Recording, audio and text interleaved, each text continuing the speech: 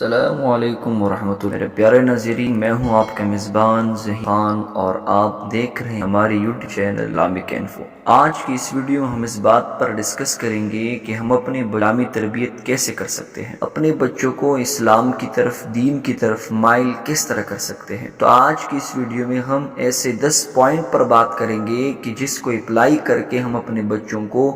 اسلام کی طرف اور اسلامی تعلیمات کی طرف مائل کر سکتے ہیں اور ان کی بہترین اسلامی تربیت کر سکتے ہیں، اس لیے کہ بچوں کی اسلامی تربیت ایک اہم کام ہے جو والدین اور خاندان کے لیے ایک اہم ہے۔ یہاں کچھ رہنمائیاں فراہم کی جا رہی ہیں جو اسلامی تربیت میں مددگار ثابت ہو سکتی ہیں۔ سب سے پہلا پوائنٹ وہ ہے نماز کی اہمیت، کہ ہم بچوں کو جلد از جلد نماز کے لیے جگائیں اور ان کو نماز کا شوق دیں، نماز کا طریقہ سکھائیں اور ان کے سامنے خود بھی عملاً نماز ادا کریں، اس لیے کہ بچے آپ کے قول سے کم بلکہ آپ کے فعل سے بہت کچھ سیکھتے ہیں۔ دوسری نمبر پوائنٹ ہمارے پاس وہ ہے قرآن کی تعلیم، کہ بچوں کو قرآن پڑھانے کی عادت ڈالیں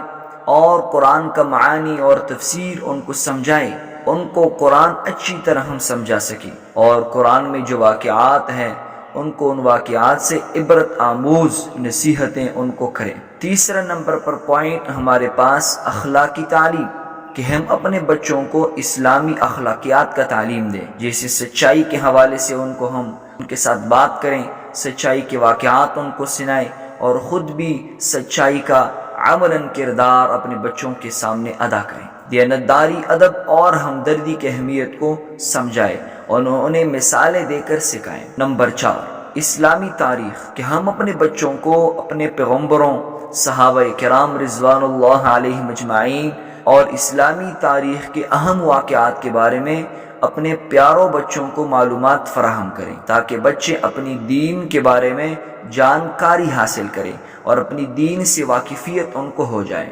نمبر 5 دعاؤں کا درس، کہ بچوں کو ہم دعاؤں کا درس دیں، ان کو دعا کرنے کا طریقہ سکھائے اور ان کے دل میں یہ بات بچپن سے ڈال دے کہ آپ نے ہر ایک چیز اپنے رب ذوالجلال سے مانگنی ہے، تاکہ وہ دین کے حوالے سے، دنیا کے حوالے سے اپنے تمام مسائل میں اللہ رب العزت کی طرف رجوع کریں اور ان کا بچپن سے اللہ تعالیٰ کے ساتھ ایک مضبوط تعلق قائم ہو جائے، تو اسی بھی آپ کے بچوں کی بہترین اسلامی تربیت ہو سکتی ہے۔ نمبر 6 خود احتسابی، کہ بچوں کو اپنے غلطیوں کا ادراک کرنے اور اپنے غلطیوں کو تسلیم کرنے اور پھر ان غلطیوں کو اپنے آپ سے رفتہ رفتہ نکالنے کی ترغیب دے اور ان کو یہ بات سکھائیں کہ اگر غلطی ہو جائے تو غلطی پر ندامت اور افسوس اور آئندہ اس غلطی نہ کرنے کی آپ نے بھرپور کوشش کرنی ہے۔ تو سچائی اور شفافیت کی اہمیت پر زور دے کر بچوں میں خود احتسابی کا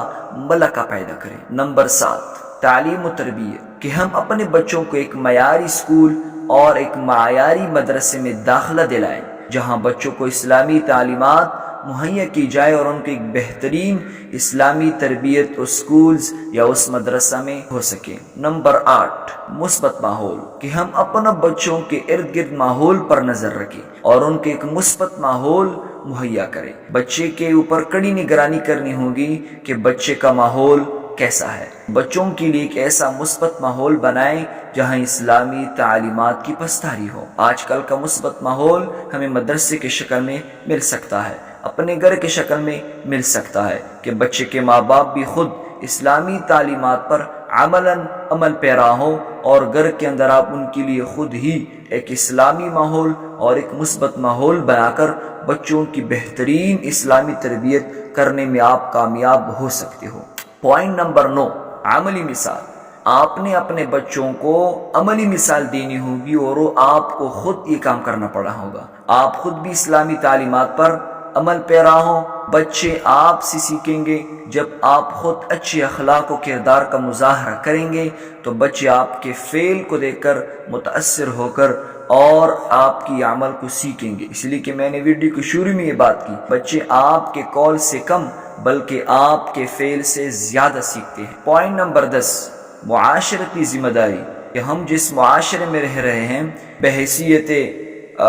بحیثیت ایک مسلمان میری معاشرے میں کیا ذمہ داری ہے اور بحیثیت میں ایک بچہ کیا کر سکتا ہوں، بحیثیت بھائی اور بحیثیت والد علم میں اپنے معاشرے کی کون کون سی ذمہ داریاں سنبھال سکتا ہوں۔ تو بچوں کو معاشرتی ذمہ داریوں کی اہمیت بتائیں اور انہیں اجتماعی عملوں میں شامل کریں۔ اسلامی تربیت ایک جاری عمل ہے، لہٰذا صبر اور مستقل مزاجی کے ساتھ اس راہ پر چلے اور اپنے بچوں کی